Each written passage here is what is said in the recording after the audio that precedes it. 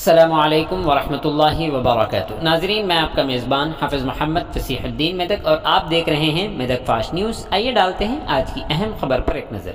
साबिक़ वज़ीर हरीश राव ने आज सिद्दीपेट ज़िले के गजवेल हल्के के मनोहराबाद मंडल में जेडीपल्ली में तेलंगाना की माँ के मुजस्समे की नक़ाब कुशाई अमल मिलाई। इस मौके पर उन्होंने खिताब करते हुए कहा कि केसीआर की जिद्दोजहद की वजह से रियासत तेलंगाना वजूद में आया और केसीआर ने अपनी जान जोखम में डालकर तेलंगाना हासिल किया है। उन्होंने कहा कि केसीआर के बगैर तेलंगाना नहीं और कोई केसीआर को तेलंगाना से अलग नहीं कर सकता है, क्योंकि तेलंगाना को हर मुमकिन तरक्की दिलाने का सहरा सिर्फ केसीआर के सर जाता है, क्योंकि केसीआर ने ही तेलंगाना में आसरा पेंशन, रैतु बंधु, रैतु बीमा, कल्याण लक्ष्मी, केसीआर किट और दीगर कई एक उमूर पर तरक्की दिलाते हुए तेलंगाना को इस मकाम तक पहुँचाया है। इस प्रोग्राम में मेदक ज़िला ZPTC चेयरमैन श्रीमती हेमलता शेखर गौड़ के अलावा दीगर अहम शख्सियात शरीक रहे। आइए इस सिलसिले में एक तफसीली रिपोर्ट आप हजरात के पेश है।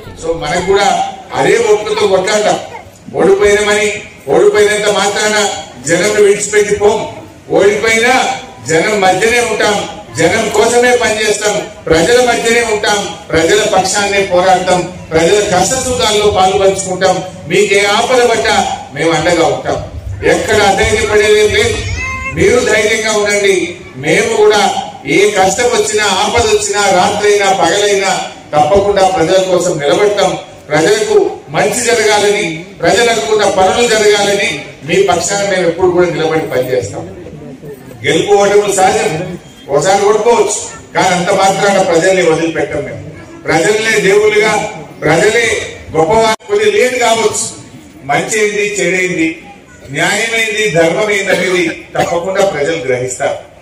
సరే, మీరు ఎంతో ప్రేమతో మన కేసీఆర్ సార్ బాగా చేసిండని మీరు ఆశీర్వదించారు, మీ అందరికీ నేను శిరస్సు వచ్చి కృతజ్ఞతలు ధన్యవాదాలు తెలియజేస్తాను। మీ ప్రేమను ఎన్నడూ మర్చిపోం, మీ అభిమానాన్ని ఎన్నడూ మర్చిపోం, తప్పకుండా మా శాయశక్తుల రాబోయే రోజుల్లో కూడా ఇంకా మీకు సేవ చేస్తాం। ఈ ప్రాంత అభివృద్ధి కోసం గాని, మన గ్రామ జీడిపల్లి అభివృద్ధి కోసం గాని, ఈ మనోహరాబాద్, ఈ తూప్రాన్, ఈ గజ్వేల్ అభివృద్ధి కోసం తప్పకుండా మేము ఎప్పుడు కట్టుబడి ఉంటాం।